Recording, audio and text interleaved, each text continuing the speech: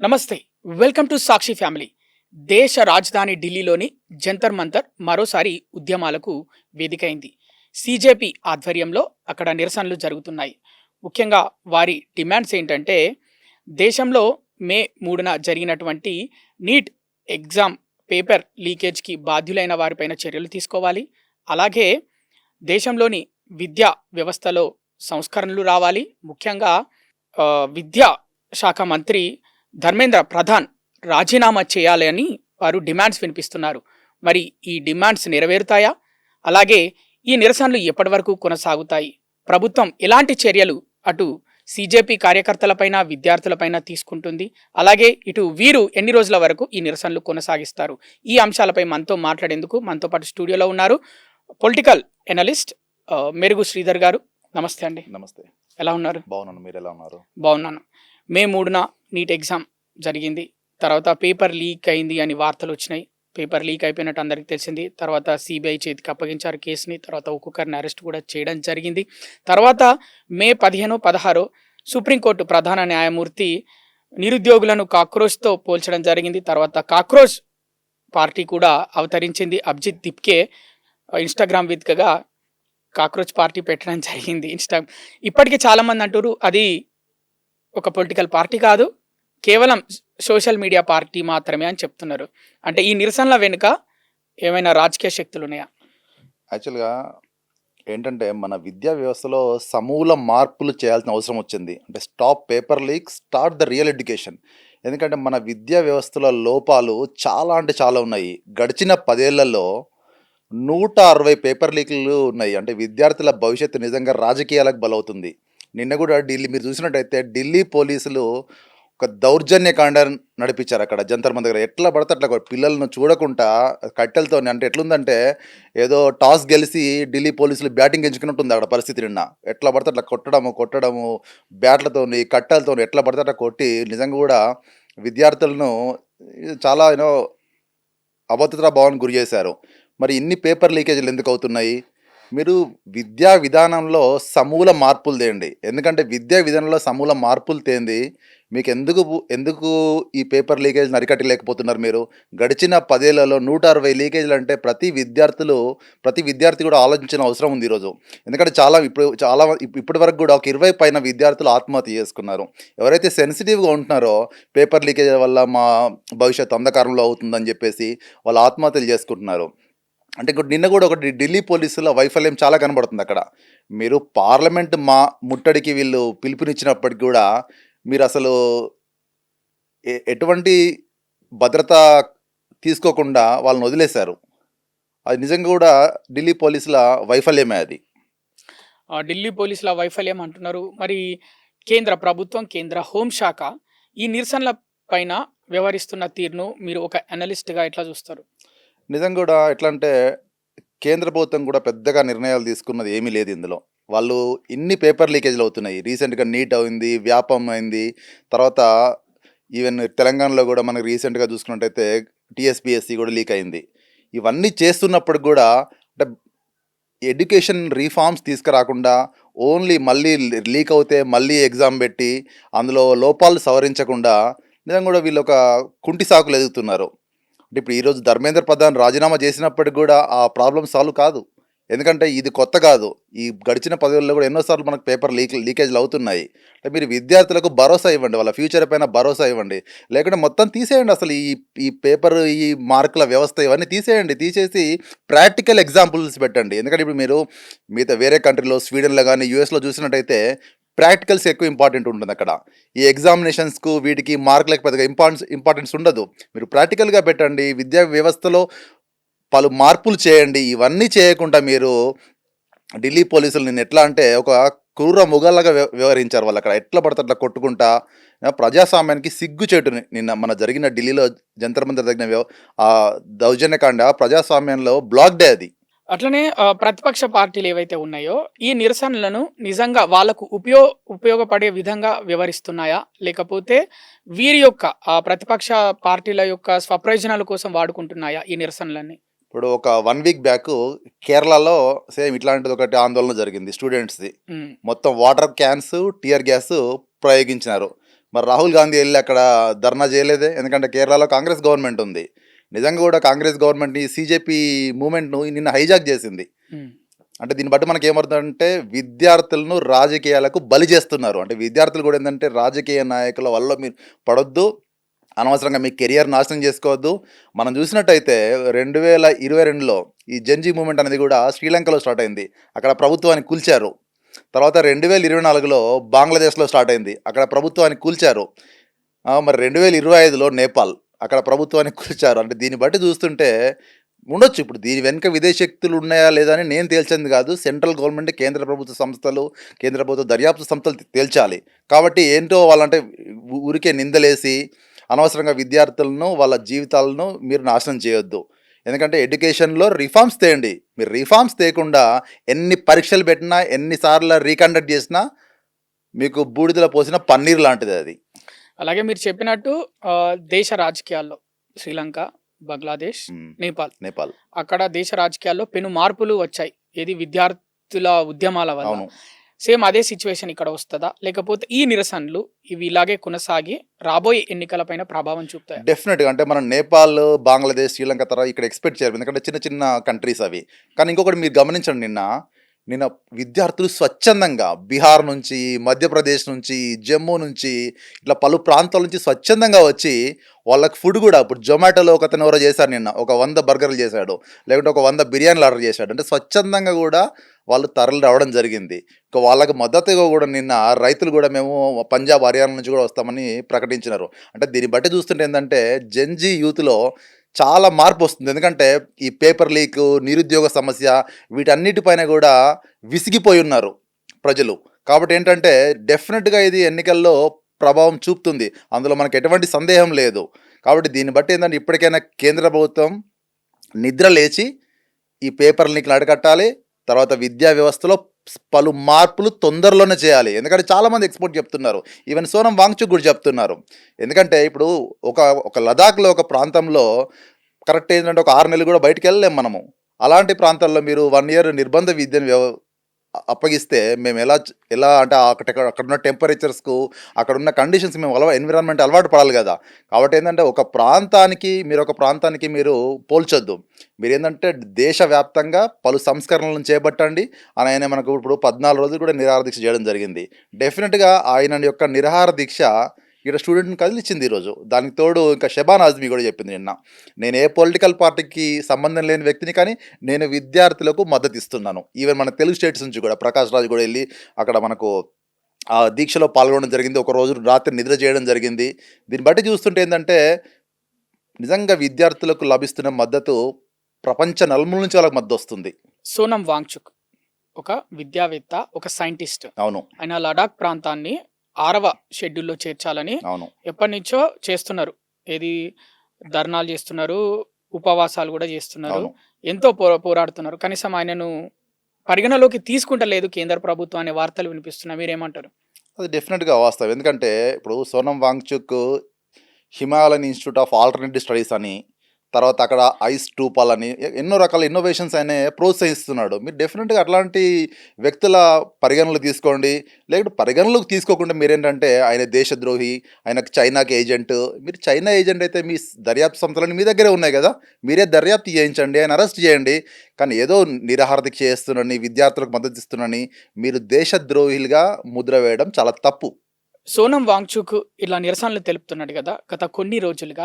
అది పర్యావరణానికి సంబంధించి, అలాగే ఆయన వెనుకాల రాజకీయ శక్తులు ఉన్నాయి అని కూడా అంటున్నారు. అంటే ఆయన పర్యావరణం కోసం, అక్కడ నీటి కోసం ఆయన పోరాడుతున్నారు, కానీ ఆయన వెనకాల రాజకీయ శక్తులు అని ఉన్నాయి కూడా అని అంటున్నారు. ఉండొచ్చండి. ఎందుకంటే ఇప్పుడు సోనం వాంగ్చుక్ వాళ్ళ ఫాదరు జమ్మూ అండ్ కాశ్మీర్ గవర్నమెంట్లో కాంగ్రెస్ మంత్రిగా పనిచేశాడు అతను. డెఫినెట్లీ ఆయనకు రాజకీయ లింక్స్ కూడా ఉంటాయి. ఇంకొకటి ఏంటంటే అవన్నీ అంటే ఎప్పుడు కూడా ఏ పార్టీలో నేను జాయిన్ అవుతున్నానని సోనం వాంగ్చుక్ మనకు చెప్పలేదు. అంటే కొంత మద్దతు కొన్ని పార్టీలకు ఇచ్చి ఉండొచ్చు, కానీ ఏంటంటే ఆయన పోరాడుతున్న ఎన్విరాన్మెంట్ ఇష్యూస్ కానీ, లేకుంటే ఎడ్యుకేషన్ రిఫార్మ్స్ కానీ నిజంగా అవి గర్వించదగ్గ విషయం అది. దీన్ని బట్టి చూస్తుంటే ఏంటంటే మీరు ఆయన పాయింట్స్ పరిగణలో తీసుకోండి, మీరు తీసుకొని దానికి వివరించండి తప్ప సోనం వాంగ్చుక్ దేశద్రోహి అని, సోనం వాంగ్చుక్ లడాక్ నుంచి చైనాకు సపోర్ట్ చేస్తున్నానని ఒకవేళ నిజంగా చేసి ఉంటే మీరు డెఫినెట్గా మీ దర్యాప్తు కేంద్ర దర్యాప్తు సంస్థలన్నీ మీ దగ్గరే ఉంటాయి కాబట్టి మీరు ఆయనను జైల్లో వేయొచ్చు. ఆల్రెడీ సోనం వాంగ్‌చుక్ ఒకసారి జైలుకి కూడా ఎళ్ళొచ్చినాడు. సోనం వాంగ్‌చుక్ అక్కడ ప్రాంతం ప్రజల యొక్క పర్యావరణము అంటే నీరు వీటి కోసమే కాకుండా విద్య విద్యాపరమైన వ్యవస్థలో సంస్కరణలు రావాలని కూడా ఆయన పోరాడుతున్నారు. అవును. అలాగే ఈ అంశంతో పాటు 370 ఆర్టికల్ రద్దు తర్వాత లడాఖ్‌ని కేంద్ర పాలిత ప్రాంతంగా ప్రకటించారు. అవును. కానీ ఇప్పుడు అక్కడి ప్రజలేమో మాకు ప్రత్యేక రాష్ట్రం కావాలి అని పోరాడుతున్నారు. అవును. సోనం వాంగ్‌చుక్ యొక్క నిరసనలు, ఆయన పోరాటం వల్ల ఈ ప్రభావం అక్కడి ప్రజలపైన పడిందా?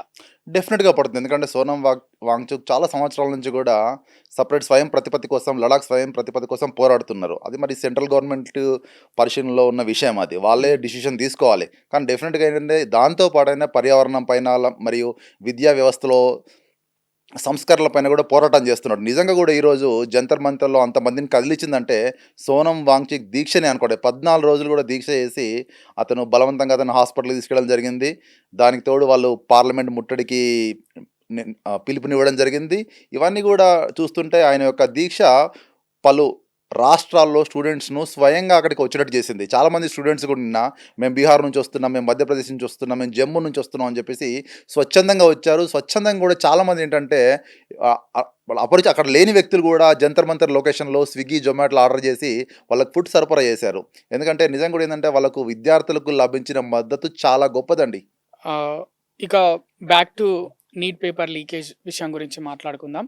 నీట్ పేపర్ లీకేజ్ విషయంలో ముఖ్యంగా కోచింగ్, అలాగే పొలిటికల్ మాఫియా ఇవి ఎక్కువగా ఉన్నాయని తెలిసినప్పటికీ కూడా చట్టాలు ఎందుకు చర్యలు తీసుకోలేకపోతున్నారు? అసలు ఇంకొకటేంటంటే చాలా వరకు గూడా అంటే చాలా నిపుణులు ఏం సజెస్ట్ చేస్తున్నారంటే ఈ కోచింగ్ సెంటర్స్. కోచింగ్ సెంటర్స్ వీళ్ళందరిని గూడా ఏందంటే వీళ్ళంతా ఒక మాఫియా. ఎందుకంటే ఇప్పుడు మీరు గమనించినట్టయితే ప్రతిసారి గూడా ఎంసెట్ పేపర్ లీక్ అవుతుంది, లేకుంటే ఇంటర్ పేపర్ లీక్ అవుతుంది, లేకుంటే గ్రూప్ 1 పేపర్ లీక్ అవుతుంది. వీళ్ళేంటంటే మీరు ఎండ్ టు ఎండ్ ఎన్క్రిప్షన్ పెట్టండి అని చాలామంది కూడా సజెస్ట్ చేస్తున్నారు. లేకుంటే 3, 4 సెట్స్ పెట్టండి. ఇంకో చాలా తక్కువ మందికి దాని యాక్సెస్ ఇవ్వండి. ఇవన్నీ మీరు చేయకుండా ఎక్కడ పడితే అక్కడ ప్రింట్ చేసి, ఎక్కడ పడితే అక్కడ అందరికి యాక్సెస్ ఇస్తే ఏమవుతుంది ఈరోజు వాట్సాప్‌లో, టెలిగ్రామ్‌లో పేపర్లు దర్శనం ఇస్తున్నాయి. అట్లని చెప్పేసి మన టెలిగ్రామ్‌ని కూడా మన ఇండియాలో బ్యాన్ చేశారు కొన్ని రోజులు. దానికి టెలిగ్రామ్ సీఈఓ కూడా ఎందుకు మీరు మీ తప్పుల వల్ల మమ్మల్ని బ్యాన్ ఎందుకు చేస్తున్నారు?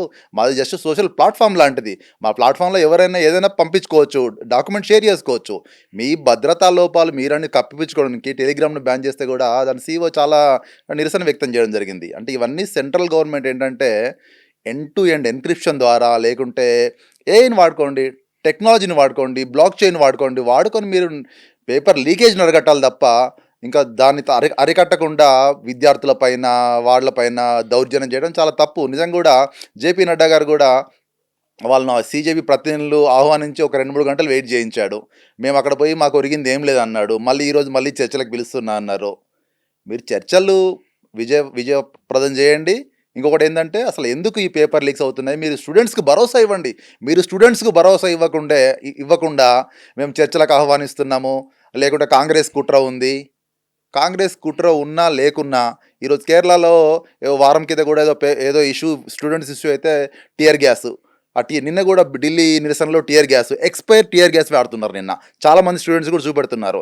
టియర్ గ్యాస్ ఎక్స్పైర్ అన్న వాటిని ప్రయోగిస్తున్నారు. అంటే మీరు విద్యార్థుల భవిష్యత్తు మీకు ఎలా కనబడుతుంది? అంటే అంత దారుణమా? అంత దారుణం నిజంగా చాలా తప్పండి. ఎందుకంటే ఈరోజు యువతలో ఆందోళన మొదలైంది. ఎందుకంటే సరైన జాబ్స్ లేవు, సరైన ఎడ్యుకేషన్ లేదు, ఏదున్నా పేపర్ లీక్లు, దానికి తోడు ఎకానమీ ఇష్యూస్. ఇవన్నీ కూడా ఎట్లా అంటే జంజీలో ఏంటంటే మార్పు మొదలైంది.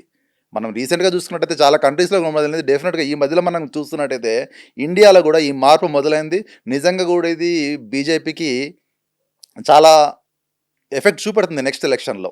నేషనల్ టెస్టింగ్ ఏజెన్సీ వంటి కేంద్ర సంస్థలు విశ్వసనీయత కోల్పోవడం వల్ల భారతదేశంలోని విద్యా వ్యవస్థ పైన యువతకి నమ్మకం పోతుందా? పోతుందండి. ఎందుకంటే ఇప్పుడు వాళ్ళు కరెక్ట్‌గా ప్రాపర్‌గా వాళ్ళు పనిచేసినట్టయితే ఇలాంటి లీకేజ్‌లు జరగవు. ఇలాంటి లీకేజ్‌ని అరికట్టవచ్చు. కానీ వాళ్ళు అలాంటి చేయకుండా ఎప్పుడు ఆ మూస పద్ధతిలో ఎగ్జామ్స్ నిర్వహిస్తూ వాళ్ళ నిజంగా కూడా వాళ్ళకున్న క్యాపబిలిటీ, వాళ్ళకున్న ఇంపార్టెన్స్ కూడా కోల్పోతున్నారు వాళ్ళు. ప్రభుత్వం యాంటీ పేపర్ లీకేజ్ అనేది ఒకటి తీసుకొచ్చింది. అవును. అది తీసుకురావడం వల్ల ఏమన్నా ఉపయోగం ఉందా? మీరు ఎప్పుడైతే విద్యా సంస్కరణలలో హ్మ్. ఇవన్నీ మార్పులు చేపట్టరో మీరు ఎన్ని చట్టాలు చేసినా ఆ పేపర్ లీకేజీని ఆపలేకపోతున్నారు. కాబట్టి ఏంటంటే మీరు విద్యా వ్యవస్థలో సమూల మార్పులు చేయండి. అంటే నిజానికి స్టూడెంట్స్‌కి ఉపయోగపడే విద్య మీరు నేర్పించండి. ఫీజులు నరకట్టండి. ఫీజులు గూడా హై ఎండ్ ఫీజెస్ ఎల్‌కేజీకి గూడా లక్షల్లో ఫీజులు వసూలు చేస్తున్నాము. నిజంగా గూడా స్కూల్స్ చెప్పేది పెద్దగా ఏముండదక్కడ. ఏదో టైమ్ పాస్‌కి ఎళ్ళొస్తా ఉంటారు తప్ప, ప్రాక్టికల్ ఎడ్యుకేషన్ అనేది మన విద్యా వ్యవస్థలో మిస్ అవుతుందండి. ఎందుకంటే నేను చాలా మందిని గమనించాను. పీహెచ్‌డీ అంటారు, అదంటారు. పీహెచ్‌డీ అంటే మళ్ళా ప్రాపర్‌గా ముందుకొచ్చి ఒక 4 అక్షరాలు ఇంగ్లీష్ మాట్లాడలేడు. లేకుంటే ఒక 4 అక్షరాల స్పీచ్ ఇవ్వలేడు. అంటే దీన్ని బట్టి చూస్తే ఏంది మన విద్యా వ్యవస్థలో లోపం చాలా కనబడుతుంది. ప్రాక్టికల్ ఎడ్యుకేషను మిస్ అవుతున్నాం. ఓన్లీ మార్కుల మెరిట్ ఈ రకంగానే మనం పోతున్నాం తప్ప, అసలు ప్రాక్టికల్ ఎడ్యుకేషన్ అనే దానికి ఇంపార్టెన్స్ లేకుండా పోయింది. మీరు ఇవన్నీ మార్చండి. అసలు ఈ పేపర్‌లు, ఈ నీట్లు ఇవన్నీ తీసేయండి. తీసేసిందంటే ఒక సమూల మార్పులు తెచ్చినట్టయితే ఇట్లాంటి పేపర్ లీకేజ్‌లు ఇవన్నీ కూడా అరికట్టే వాళ్ళం అవుతాము. ప్లస్ ఎడ్యుకేషన్‌లో ఇంప్రూవ్‌మెంట్స్ తేండి. ఇప్పుడు చాలామంది కూడా మనం చూస్తున్నాము. డాక్టర్ చదువుతున్నారు, ఇదని చదువుతున్నారు. ప్రాపర్‌గా చెప్తున్న వాళ్ళకి నాలెడ్జ్ కూడా చాలా మందికి ఉండట్లేదు. ఇవన్నీ ఏంటి మన విద్యా వ్యవస్థలో లోపాలు. ఇవన్నీ మీరు నిపుణులతో చర్చించి విద్యా వ్యవస్థలో సమూల మార్పులు తేవాలి.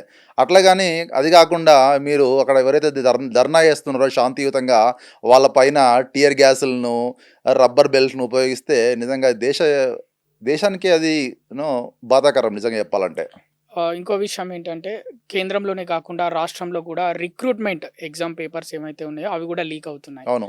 సో, ఈ ప్రభావం అంటే నిరుద్యోగ రహిత అంటే యువత ఉంటది భారతదేశంలో అని కోరుకుంటున్న దానిపైన ప్రభావం చూపుతుందా? డెఫినెట్‌గానండి. ఏ పేపర్ చూసినా ఇప్పుడు మన ఈ తెలంగాణలో చూసినట్టయితే రీసెంట్‌గా 2023లో, 25లో గూడా ఇవన్నీ 22లో గూడా మనకు గ్రూప్ పేపర్స్ లీక్ కావడం జరిగింది. చాలామంది నిరుద్యోగులు గూడా మనకు ఆర్టీసీ క్రాస్‌లలో వాళ్ళేంటంటే ఎక్కడనో ఊర్ల నుంచొచ్చి సరైన తిండి ఉన్నా లేకుండా కోచింగ్ కోసం ప్రిపేర్ అవుతూ మళ్ళీ లీకేజ్ అవుతే చాలామంది గూడా ఆత్మహత్యలు చేసుకున్న పరిస్థితులు మనం చూస్తున్నాము. వాళ్ళ కుటుంబాలు గూడా చాలా క్షోభను అనుభవిస్తున్నాయి. అంటే ఈ పేపర్ లీకేజ్ అనేది ఒక రాష్ట్రంతో ఆగిపోవట్లేదు. అన్ని రాష్ట్రాల్లో ఈ పేపర్ లీకేజ్‌లు జరుగుతున్నాయి. ఇప్పుడు నీట్ చూడండి. గడిచిన నెలలో 4, 5 సార్లు లీక్ అయిపోయింది. అంటే ఏ పేపర్ అయినా అంటే ఎన్ని సార్లు లీక్ అవుతున్నా కేంద్ర ప్రభుత్వం ఎందుకు స్పందిస్తలేదు? ఇప్పుడు ధర్మేంద్ర ప్రధాన్ రాజీనామా చేయాలంటున్నారు. కానీ రాజీనామా చేసిన ఇంకో శిక్షా మంత్రి వస్తాడు. ఇంకో ఎడ్యుకేషన్ మినిస్టర్ వస్తాడు. కానీ ఏంటి మళ్ళీ దానికి సొల్యూషన్ ఏంటి? మళ్ళీ లీక్ అవుతుంది. మళ్ళీ రిజైన్ చేయమంటారా? అంటే ఎంతమంది రిజైన్ చేసినా దీనికి సొల్యూషన్ ఆగదు. ఏంటంటే విద్యా వ్యవస్థలో సమూల మార్పులు తేవడమే దీనికి ఒక పరిష్కార మార్గం. ఓవైపు పేపర్ లీకేజీలు, మరోవైపు నిరసనలు, హ్మ్. మరోవైపు భారతదేశంలో పెద్ద ఎత్తున నిరుద్యోగం. అవును. ఇవన్నీ యువత ఓటు బ్యాంక్ ఏదైతే ఉందో రాజకీయాలని మార్చగలవా? డెఫినెట్‌గా మార్చగలమండి. ఎందుకంటే మనం ఇవన్నీ చూసాము. ఇప్పుడు ఇంతకుముందు అన్నట్టు మనం శ్రీలంకలో చూసాం, బంగ్లాదేశ్‌లో చూసాం, నేపాల్‌లో చూసాము. డెఫినెట్‌గా గూడా ఇండియాలో గూడా దీని ప్రభావం మనకి కనబడింది. ఎందుకంటే స్వచ్ఛందంగా వస్తున్నారు. వాళ్ళందరూ గూడా స్వచ్ఛందంగా బ్యాగులు పట్టుకొని ఎక్కడెక్కడి అంటే నుంచో వస్తున్నారు. కొంతమందికి డబ్బులిచ్చి రప్పిస్తున్నారు. ఫండ్స్ గూడా వస్తున్నాయి సీజేపీకి. ఉండొచ్చండి. ఇప్పుడు ఎందుకంటే ఫారిన్ నుంచి వస్తున్నాయి ఫండ్స్. ఉండొచ్చు. ఎందుకంటే ఇప్పుడు హ్మ్. చాలామంది సీజేపీ ఫాలోవర్స్ కూడా ఒక రాత్రుల్లో మిలియన్స్ వెళ్ళిపోతే కొంచెం డీప్ స్టేట్ కుట్రలున్నాయి అంటున్నారు. హ్మ్. అది కూడా ఎవరు తేల్చాలి? నీకు తేల్చాలి. కేంద్ర దర్యాప్తు సంస్థలు నీకు తేల్చాలి. ఇప్పుడు హ్మ్. నేను ఏదో అన్నట్టు డీప్ స్టేట్ హస్తం ఉందా లేదా? లేకుంటే జార్జ్ సోరోస్ హస్తం ఉందా? అని సెంట్రల్ దర్యాప్తు సంస్థలు తేల్చాలి తప్ప ఈ స్టూడెంట్స్‌ను డైవర్ట్ చేయొద్దు. ఎందుకంటే మీ స్టూడెంట్స్ జీవితాలను రాజకీయాలకు బలి చేయొద్దు. ఎందుకంటే వాళ్ళకి ఎంతో ఉన్నతమైన భవిష్యత్తు ఉంది. వాటిని పట్టించుకోకుండా మీరు రాజకీయాల కోసం అక్కడ వీళ్ళు చేస్తున్నారు అంటే మరి ఎన్ని సార్లు ఎందుకు లీక్ అవుతున్నాయి? మీరు దాన్ని అరికట్టండి ఫస్ట్. మీరు లీకేజ్‌లు అరికట్టి ప్రతిపక్షాల కుట్రలు తేల్చండి. లేకుంటే విదేశీ శక్తుల కుట్రలుంటే తేల్చండి. అది మీ చేతిలో ఉంది. కానీ దీనికి మాత్రం మీరు విద్యార్థులను పావుగా వాడుకోవద్దు. నిజంగా సీజేపీ అనేది ఒక సోషల్ మీడియాకు సంబంధించింది నట్టుగానే మీరు భావిస్తున్నారా? ఒక అనలిస్ట్‌గా? లేకపోతే ఇప్పుడు నిరసనలు గూడా జంతర్ మంతర్‌లో తెలుపుతుంది గదా! ఒక రాజకీయ పార్టీగా అది అవతరించిందని మీరు అనుకుంటున్నారా? లేదండి. వాళ్ళకి ఆ రాజకీయ పార్టీ గుర్తింపేం లేదు. మేము కేవలం సెటైరికల్ మూవ్‌మెంట్సే చేస్తున్నాం. అంటే మాకేదైతే ప్రాబ్లమ్స్ ఉన్నాయో హ్మ్. ఆ మూవ్‌మెంట్స్‌నే మేము చేస్తున్నాం అని చెప్తున్నారు. మేబీ భవిష్యత్తులో రాజకీయ పార్టీగా ఆహ్, ఫార్మ్ అయ్యే అవకాశాలు చాలా ఎక్కువగా ఉన్నాయి. ఎందుకంటే ఇప్పుడు వాళ్ళు ఇవన్నీ చేసి కూడా ఏమంటారు మాకు సరైన న్యాయం జరగట్లేదు కాబట్టి మేము రాజకీయ పార్టీగా అవతరించబోతున్నాం ముందు చెప్తారింకా. లడఖ్ సంక్షోభం, ఓకే. అలాగే ఈ సీజేపీ నిరసనలు, అలాగే భారతదేశంలో కొన్ని ప్రాంతాల్లో అక్కడక్కడ కూడా ధర్నాలు జరుగుతున్నాయి. అవును. నిరసనలు జరుగుతున్నాయి. సో, వీటన్నిటిపైన ఒక అనలిస్ట్‌గా మీరు చెప్పండి. వెంటనే ప్రభుత్వం వీటిపైన తీసుకోవాల్సిన 3 ప్రధాన ఆహ్, అంటే ఈ సమస్యలకు ఒక ముగింపు పలకాలంటే 3 చర్యలేంటి? మీరు ముగింపు పలకాలంటే హ్మ్. First stop the paper leaks and start the real education. Real leak start చేయండి. ప్లస్ ఈ పేపర్ లీకేజ్‌లకి ఏందంటే ఎండ్ టు ఎండ్ ఎన్క్రిప్షన్ పెట్టండి. అవసరమైతే టెక్నాలజీ, ఏఐ సహాయం తీసుకోండి. తీసుకొని ఏందంటే మీరు ఒక పర్టిక్యులర్ ఒక సిట్టింగ్ జడ్జితో అయినా ఈ విచారణలు ఈ ఎందుకు లీకేజ్ జరుగుతుంది ఎన్ని సార్లని ఒక విచారణ జరిపించండి. జరిపించి ఎవరైతే కారకులు ఉన్నారో వాళ్ళకు తగిన శిక్ష ఏయండి. ఇవన్నీ తీసుకున్నట్టయితే మీరు నిజంగా గూడా స్టూడెంట్స్‌కి ఎంతో మేలు చేసిన వాళ్ళవుతారు. కానీ అవన్నీ ఏం చేయకుండా ఇది ప్రతిపక్షాల కుట్ర, ఇక్కడ మేమేం చేయట్లేదు. ఇన్ని లీకేజ్‌లు మనకు కనబడుతున్నాయి గదా! ఈరోజు. ఇన్ని లీకేజ్‌లు కనబడుతున్నా కానీ అంటే కేంద్ర ప్రభుత్వం స్పందించకపోవడం దారుణం. ఎందుకంటే చాలా మటుకు గూడా మొన్న వచ్చాడు జేపీ నడ్డా గారు వచ్చారు. వచ్చి ఏదో చర్చలు జరిపన్నారు. చర్చలు ఫలప్రదం కాలేదు. మళ్ళీ ఇంతకుముందు గూడా మళ్ళీ చర్చలకు పిలుస్తున్నా అంటున్నారు. మీరు పిలవండి. మీ ప్రతినిధిని పిలవండి. సోనం వాంగ్‌చుక్‌ని పిలవండి. లేకుంటే ధర్మేంద్ర ప్రధాన్ గారిని పిలవండి. ఎడ్యుకేషనల్ ఎక్స్పర్ట్స్‌ని పిలవండి. ఎక్స్పర్ట్స్‌ని పిలిచి దానికి సొల్యూషన్ ఫైండ్ ఔట్ చేయండి తప్ప, మీరు ఊరికే విద్యార్థుల పైన లాఠీ చార్జు, టియర్ గ్యాస్ ప్రయోగము, రబ్బర్ బుల్లెట్స్ ఇవన్నీ చేసినట్టయితే నిజంగా కూడా మీరు దేశ ప్రజల ఆగ్రహానికి గురవుతారు. ఎందుకంటే రాజకీయాలకు తో సంబంధం లేని సినీ యాక్టర్స్, సోషల్ యాక్టివిస్టులు కూడా ఈరోజు అక్కడ జంతర్ మంతర్ ప్రొటెస్ట్‌కి మద్దతు పలుకుతున్నారు. జంతర్ మంతర్ ప్రొటెస్ట్‌కు రాజకీయ నాయకులు కూడా మద్దతు పలుకుతున్నారని మీరు చెప్తున్నారు. అవును. కానీ అటు కేంద్ర ప్రభుత్వం ఈ నిరసనల్ని నియంత్రించడానికి, తొక్కిపెట్టడానికి ప్రయత్నిస్తుందని మరికొందరు అంటున్నారు. అవును. డెఫినిట్‌గా. ఎందుకంటే ఇప్పుడు నిన్న అక్కడ అక్కడ జరిగిన దమనకాండ ఏంటి? విద్యార్థులను కుక్కల్ని కొట్టినట్టు కొట్టారు. పాపం వాళ్ళు అసలు నిజంగా చాలా అంటే మంది విద్యార్థులు కూడా రాళ్ళు రువ్విరంట కదా! మీరు ఎట్లా ఉంటుందంటే ఇప్పుడు విద్యార్థులు కూడా చాలా మంది విద్యార్థుల రూపంలో కొంతమంది బయటి వాళ్ళు కూడా వచ్చి వస్తారు తప్పకుండా. వచ్చి ఎట్లాంటి అటు అవును. పోలీసుల పైన కూడా దాడి చేశారు. మేబీ వాళ్ళు స్టూడెంట్స్ అయి ఉండకపోవచ్చు. మేబీ హ్మ్. ఇట్లాంటి విషయాల్లో ఏం జరుగుతుందంటే అండి, బయటున్న అసాంఘిక శక్తులు కూడా ఎంటర్ అవుతాయి ఇందులో. మరి వాటిని ఆపాల్సిన బాధ్యత ఎవరిది? సెంట్రల్ గవర్నమెంట్‌దే. మీరు అసాంఘిక శక్తులు ఈ ఉద్యమంలోకి ఎంటర్ అవుతున్నాయంటే డెఫినిట్‌గా మీ సెంట్రల్ గవర్నమెంట్ మీ ఇంటెలిజెన్స్ వ్యవస్థ ఏం చేస్తుంది? మీ ఇంటెలిజెన్స్ వ్యవస్థ దీన్ని అరికట్టాలి. మేబీ డెఫినిట్‌గా జరుగుతుంది. ఎందుకంటే ఇప్పుడు స్టూడెంట్స్ ఎప్పుడు వాళ్ళు శాంతియుతంగా ప్రొటెస్ట్ చేస్తున్నారు. అందులో వచ్చి రాళ్ళను పోలీసులను కొట్టడం కూడా జరిగింది. పోలీసులను కొట్టిన తర్వాత మేబీ అసాంఘిక శక్తులు కూడా ఉండే అవకాశాలు ఉంటాయి. కాబట్టి ఏంటంటే మీరు వీటన్నిటికి తొందరగా ముగింపు పలికి మీరేం చేయాలంటే విద్యార్థులతో ఎడ్యుకేషన్ రిఫార్మ్‌తో చర్చలు జరపండి. ఇంకొకటి మీకు వీళ్ళు ముందే పిలుపు ఇస్తే సెంట్రల్ ఢిల్లీ అంతా కూడా మీరు అలర్ట్ చేయకుండా లైట్‌గా తీసుకున్నారు సెంట్రల్ గవర్నమెంట్. తీసుకోవడం వల్ల ఏమైంది? పరిస్థితి చేయి జారిపోయింది. అంటే మీరు ఇంత ముందుగా పార్లమెంట్ ముట్టడికి వాళ్ళు పిలుపునిచ్చినప్పుడు కూడా మీ దగ్గర నుంచి చర్యలు ఏందంటే మీరు చాలా తక్కువ అంచనా వేశారు ఆళ్ళను. అది తప్పు కదా! మీ సెంట్రల్ డీఎస్పీ, సెంట్రల్ జోన్ ఎస్పీలు ఏం చేస్తున్నారు? వాళ్ళు లైట్‌గా తీసుకున్నారు. కాబట్టి ఏంటంటే ఇది పోలీస్ వ్యవస్థలో లోపం కూడా కనబడింది అక్కడ మనకు నిన్న. ఢిల్లీలోని జంతర్ మంతర్‌లో సీజేపీ తెలుపుతున్న నిరసనల వల్ల దేశవ్యాప్తంగా ఉన్న స్టూడెంట్ యూనియన్స్, అలాగే పొలిటికల్ పార్టీస్ ఏదైతే ఉన్నాయో, అంటే ప్రతిపక్షాలు, ఇవన్నీ ఏకం కాబోతాయా? డెఫినెట్‌గా ఏకమవుతున్నాయి. ఎందుకంటే మనం నిన్న సీజేపీ నిరసనలో చూస్తే చాలామంది ఎస్ఎఫ్ఐ, తర్వాత కమ్యూనిస్ట్ పార్టీల ఈ స్టూడెంట్స్ యూనియన్ కూడా పాల్గొన్నాయి. హ్మ్. ఈవెన్ మీరు పొలిటికల్‌గా గమనించినట్టయితే ఆమ్ ఆద్మీ పార్టీ అరవింద్ కేజ్రీవాల్ వచ్చాడు. తర్వాత మహువా మొయిత్రా టీఎంసీ నుంచి వచ్చింది. ఈవెన్ ఈరోజు మమతా బెనర్జీ కూడా ఉంది. అవసరమైతే ఢిల్లీ జంతర్ మంతర్‌కు నేను కూడా వస్తా. హ్మ్. అంటే దీన్ని బట్టి ఈవెన్ సమాజ్‌వాదీ పార్టీ డింపుల్ యాదవ్ కూడా సపోర్ట్ చేస్తున్నారు. అంటే ఒక పార్టీలకు అతీతంగా కాకుండా ఈవెన్ రాహుల్ గాంధీ వీళ్ళు కూడా కాంగ్రెస్ పార్టీ కూడా మద్దతుగా బయలుదేరినారు. తప్పితే అంటే ఈ పార్టీలకు అతీతంగా ఏందంటే ఈ జరిగిన ఉద్యమం నిజంగా ఏందంటే దేశవ్యాప్తంగా ఒక సంచలనం సృష్టించింది. ఎందుకంటే ఒక పార్టీలకు అతీతంగా ఎంపీలు, స్టూడెంట్ యూనియన్‌లు అందరూ వచ్చి వాళ్ళకి మద్దతు పలుకుతున్నారు. ఎందుకంటే స్టూడెంట్ చేస్తున్న అక్కడ జంతర్ ప్రొటెస్ట్‌లో అందులో న్యాయం ఉంది. కాబట్టి అందరూ మద్దతు పలుకుతున్నారు. డెఫినిట్‌గా మద్దతు పలకాలి కూడా. దీన్ని కేంద్ర ప్రభుత్వం గుర్తించి సరైన చర్యలు వెంటనే వాళ్ళు ప్రారంభించాలి. విద్యార్థులతో చర్చలు జరపాలి. మీరు అనవసరమైన భేషజాలకు పోకుండా విద్యార్థులు చర్చలు జరిపి మీరు వాళ్ళకు ఫ్రూట్‌ఫుల్ రిజల్ట్స్ ఇవ్వండి. అలాగే ఇప్పుడు ప్రస్తుతానికి నిరసనలు సీజేపీ ఆధ్వర్యంలో కేవలం ఢిల్లీలోని జంతర్ మంతర్ దగ్గరనే జరుగుతున్నాయి. అవును. ఈ ప్రభావం రాష్ట్రంలోని మిగతా ప్రాంతాలపైన పడే అవకాశం ఉందా? మిగతా రాష్ట్రాల్లో కూడా నిరసనలు జరిగే అవకాశం ఉందంటారా? ఇప్పుడు మనం లాస్ట్ టైం కూడా ఇందిరా పార్క్ దగ్గర సీజేపీ ధర్నా చేసింది. హ్మ్. డెఫినెట్‌గా ఇది ఒక జంతర్ మంతర్‌కే పరిమితం కాకుండా అన్ని రాష్ట్రాలకు పాకుతుంది. హ్మ్. అందులో ఎటువంటి సందేహం లేదు. ఎందుకంటే ఇప్పుడు చాలామంది కూడా ఢిల్లీ అక్కడ దగ్గర ఉన్న వాళ్ళు ఎళ్లారు. కానీ ఇక్కడ లోకల్ స్టూడెంట్స్‌లో కూడా వాళ్ళకి కూడా కోపం ఉంది. ఎందుకంటే మా పేపర్‌లు ఎన్నిసార్లు లీక్ అవుతుంది, ఎన్నిసార్లు కరెక్షన్ ప్రాబ్లమ్స్ వస్తున్నాయి అని వాళ్ళలో కూడా ఏంటంటే ఒక ఆందోళన మొదలైంది. కాబట్టి దీన్ని బట్టి ఏంటంటే డెఫినెట్‌గా ఈ నిరసనలు ప్రతి జిల్లాకు, ప్రతి రాష్ట్రానికి పాకుతుంది. హ్మ్. ఇప్పుడు లాస్ట్ టైం మనం ఎంసెట్ అప్పుడు కూడా చూసాం మన తెలంగాణలో. నిజంగా స్టూడెంట్స్ కూడా చాలా కోపంతో కూడా నిరసనలు చేశారు. కానీ అప్పుడు ప్రభుత్వం దాన్ని అణచివేసింది, అది వేరే విషయము.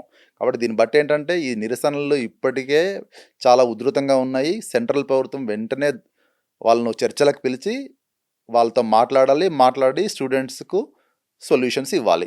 అలాగే సీజేపీ నిరసనల ఎఫెక్ట్ నార్త్‌లో ఉన్నంత సౌత్‌లో లేదు అని కూడా అంటున్నారు. అవును, వాస్తవం అండి. ఎందుకంటే ఇప్పుడు జంతర్ మంతర్ ధర్నా వచ్చేసి ఢిల్లీలో ఉంటుంది. డెఫినెట్‌గా నార్త్ వాళ్ళు దాని ప్రభావం ఎక్కువగా ఉంటుంది. హ్మ్. Plus maybe CJP founder maybe north నుంచే. అంటే వీళ్ళకందరికీ ఏంటంటే అక్కడ ఒక వేదికగా మారింది. డెఫినెట్‌గా అంటే వాళ్ళు ఒక నార్త్‌నే కాకుండా మొన్న రీసెంట్‌గా హైదరాబాద్‌లో కూడా ధర్నాలు చేశారు. కర్ణాటకలో చేశారు. వాళ్ళు దేశవ్యాప్తంగా చేస్తున్నప్పటికి కూడా కొంచెం నార్త్ వాళ్ళ ప్రభావం ఎక్కువగా ఉంది. ఎందుకంటే చాలా వరకు కూడా సోషల్ మీడియా ప్రభావం నార్త్‌లో చాలా ఎక్కువ స్టూడెంట్స్‌లో. మన దగ్గర అంత లేకున్నా గూడా. చూసారుగా వ్యూవర్స్, పొలిటికల్ అనలిస్ట్ మెరుగు శ్రీధర్ గారు ఏమంటున్నారంటే శ్రీలంకలో 2022లో ఉద్యమం వచ్చింది, యువత ముందుకు నడిపింది, అక్కడ ప్రభుత్వం చేంజ్ అయింది. తర్వాత బంగ్లాదేశ్, తర్వాత నేపాల్ యువత నడిపించిన ఉద్యమాల వల్ల అక్కడ ప్రభుత్వాలు కూడా చేంజ్ అయ్యాయి. వారి నిరసనల వల్ల, వారి డిమాండ్స్ వల్ల.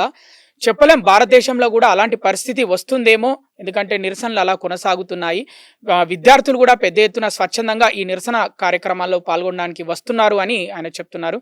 Thank you sir. మీరు ఈ సీజేపీ నిరసనల పైన చాలా మంచి విశ్లేషణ ఇచ్చినందుకు ధన్యవాదాలు. ధన్యవాదాలు.